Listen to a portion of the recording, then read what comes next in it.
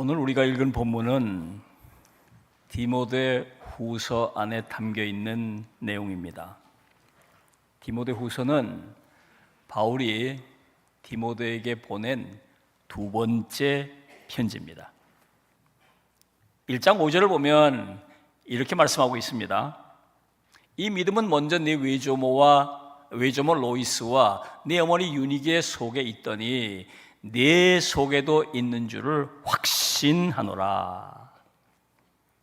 그러니까 바울이 볼 때 디모데가 믿음을 가지게 된 것은, 그리고 믿음의 사람으로 이렇게 잘 성장하게 된 것은 전적으로 외할머니 로이스, 어머니 유니게의 믿음의 양육 때문이었던 거예요. 어머니가 말씀을 잘 전해주고 가르쳤기 때문에 그 믿음을 잘 간직하고, 그래서 믿음의 사람으로 잘 컸던 겁니다. 여러분, 여기서 우리가 한 가지 생각해 봐야 할 것이 있어요. 믿음의 사람은 어떻게 세워지는가? 그냥 가만히 두면 그냥 저절로 세워지는가?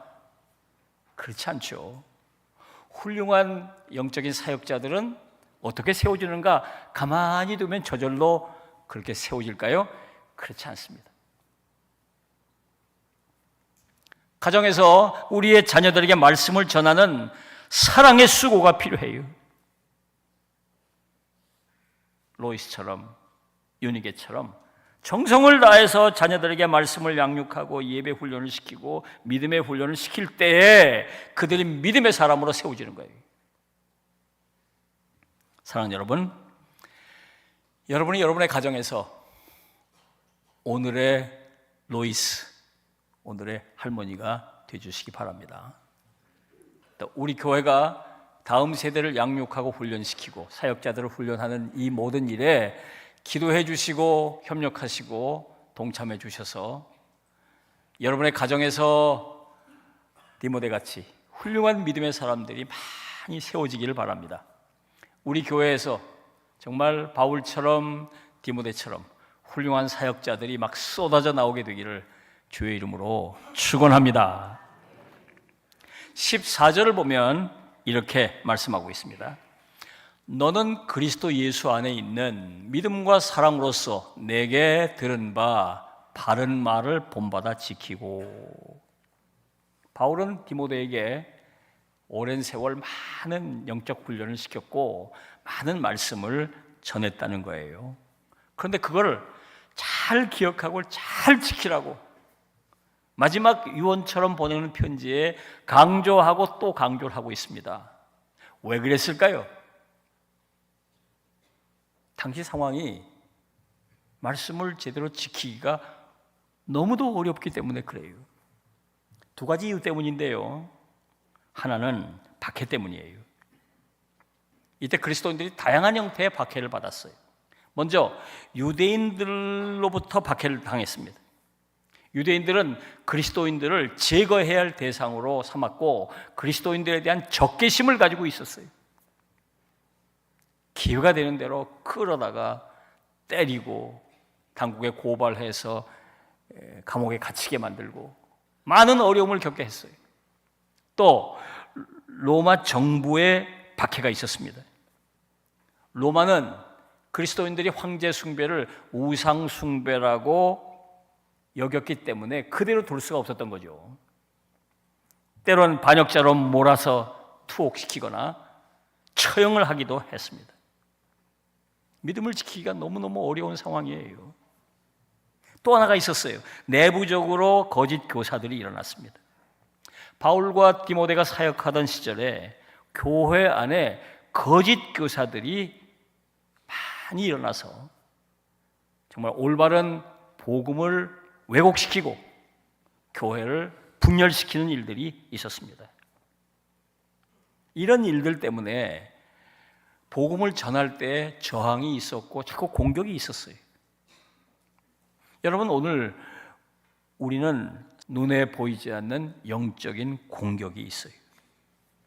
마치 거짓 교사들이 진리의 말씀을 왜곡해서 올바른 믿음을 뒤흔드는 것 같은 상황입니다. 지금 우리가 받고 있는 가장 심각한 영적 공격은 바로 세속주의라는 것입니다. 세속주의. 이 세속주의는 한마디로 말하면 하나님 중심의 사고를 배제하고 인간 중심의 사고를 강조하는 사상입니다. 하나님이 없다고 주장하는 사람들, 하나님을 외면하는 사람들, 그들이 만들어 놓은 가치관, 세계관, 인생관, 거기서 배양돼서 파생돼 나오는 그 많은 문화들, 이것들이 다 세속주의예요. 다 세속주의. 많은 성도들이 눈만 뜨면, 귀만 열고 뭔가 들으려고 하면 이 세속주의의 이야기들이 밀려 들어와요. 그래서 말씀을 지키기가 참 어려워요. 특별히 모든 것은 상대적이라고 하는 가치관이 팽배하면서 성경의 권위를 약화시킵니다. 하나님의 말씀을 절대 진리로 믿는 우리 그리스도인들에게 하나님의 말씀의 절대성을 자꾸 공격을 해와요. 그리고 하나님의 뜻보다는 개인의 이성적 판단, 개인의 감정을 따르게 만들고 있죠. 그래서 하나님의 말씀 중심, 그 말씀에 순종하는 그리스도인들 신앙 삶의 본연적인 아주 기본적인 이 신앙 라이프 스타일이 흔들리고 있다고 말이에요. 밀려드는 이 세속주의 물결을 어떻게 막아낼 것인가 생각해 볼 것들이 있어요. 우선 말씀으로 무장하는 것입니다.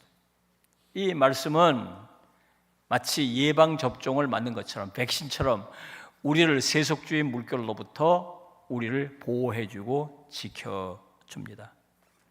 하나님의 말씀을 묵상하고 하나님의 말씀을 읽고 하나님의 말씀으로 충만한 삶을 살면 이런 세속주의 물결을 우리가 밀어내고 이겨낼 수가 있어요. 그리고 개인 위생을 잘 해서 손을 잘 씻고 많은 사람들 사이에 모여 함께 참여하지 않고 마스크를 쓰고 이런 개인 위생을 하는 것처럼, 개인 위생을 철저히 하는 것처럼 이 세속주의의 정보, 이 세속주의 컨텐츠들을 우리가 다 차단해내는 일이 필요해요. 그런 것들이 들어오지 않도록 그런 것들을 털어낼 수 있도록 해야 합니다. 그리고 이제 영적인 면역력을 키워야 되겠죠. 그러기 위해서는 평상시 신앙생활을 잘 해야 돼요. 교회 생활, 예배 생활, 기도 생활 잘 해야 하고 교회 공동체 안에 들어와 함께 코이노니아를 이루면서 서로 중보기도 하고 서로 나누면서 격려하고 그러면서 영적 면역력을 키우는 게 중요합니다. 사랑하는 여러분, 우리가 지금 살고 있는 이 시대가 영적으로 얼마나 악하고 폐역한 세대인지 말로도 알 수 없어요. 말씀을 지키기가 너무도 어려운 상황이에요. 여러분들이 더욱더 힘써 말씀을 지키시고 믿음 가운데 굳건히 서시기를 주님의 이름으로 부탁합니다. 자, 15절을 보면 이렇게 말씀하고 있어요.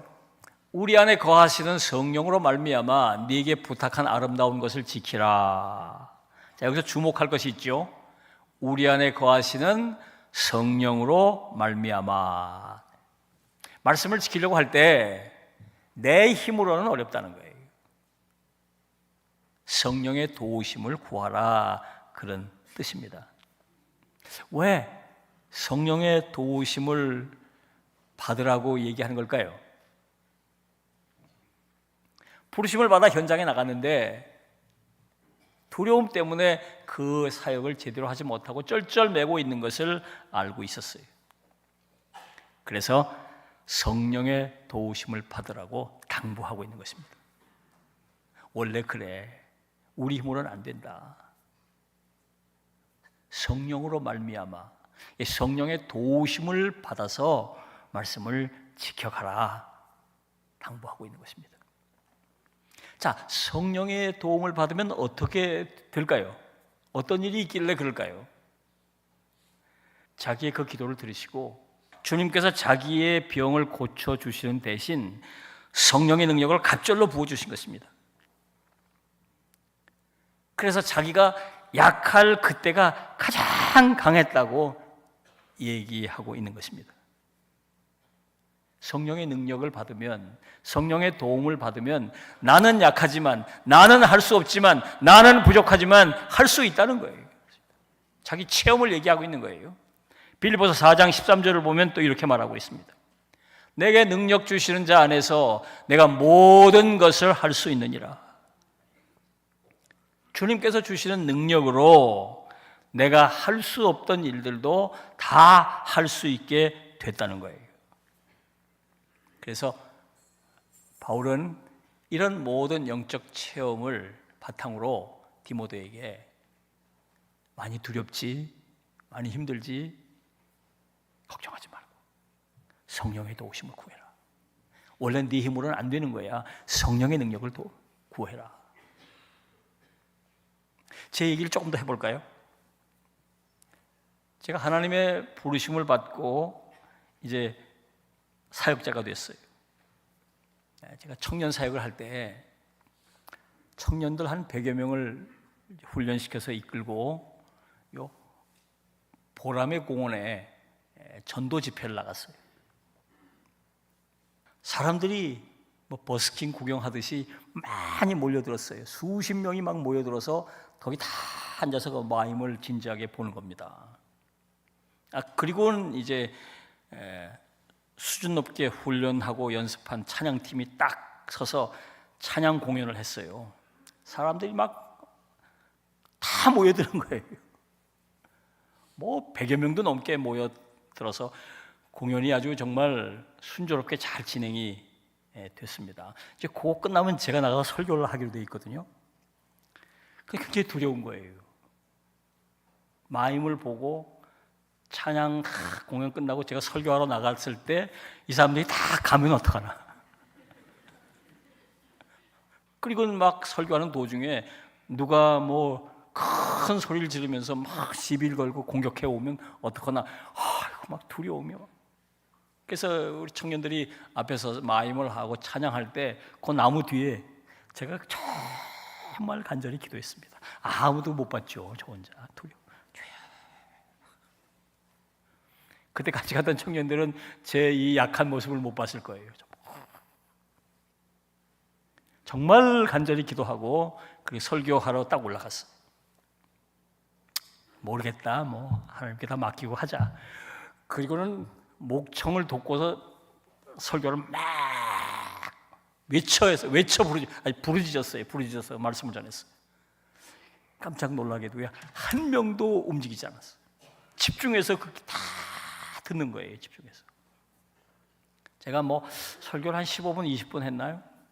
정말 뜨겁게 말씀을 전하고 그분들에게 그랬습니다.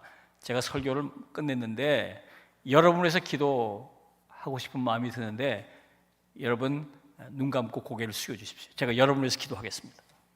다 고개를 숙이고 기도를 받는 거예요. 저는 막 마치 교회에서 하는 것처럼 느껴질 정도로. 그리고 정말 간절히 기도를 끝내고 집회를 마쳤는데 거기 모여들었던 많은 청년들이 쭉 제 앞 저를 찾아오는 거예요. 예수 믿으려면 어떻게 하면 좋습니까? 여러 청년들이 그날 제가 여러 사람을 상담하고 그래서 많은 이들이 주께 돌아왔어요. 그리고 함께 갔던 한 100여 명 청년들을 둘둘 짝지어서 이 보람의 공원 구석구석으로 다 파송했어요. 다 둘씩 가서 사람들을 만나서 전도를 했는데요. 한 2-3시간 걸렸는데 많은 이들이 결신하고 돌아왔어요. 저는 지금도 그날 체험을 잊을 수가 없어요. 너무 두렵고 떨림으로 섰는데 성령의 놀라운 역사로 인해서 기대하지 않았던 상상 이상의 엄청난 열매를 거둔 것을 보고 이래서 성령의 도움이 필요하구나. 이거를 체험할 수 있었어요. 사랑하는 여러분, 여러분 안에 성령이 거하심을 믿으시기 바랍니다. 우리의 연약함을 성령이 도와주실 수 있어요. 힘들고 어렵고 두려울 때 성령의 도우심을 구하십시오. 그리고 세속주의 물결이 밀려들 때 성령의 도우심으로 말씀을 잘 지키고 믿음으로 승리하시기를 주님의 이름으로 축원합니다.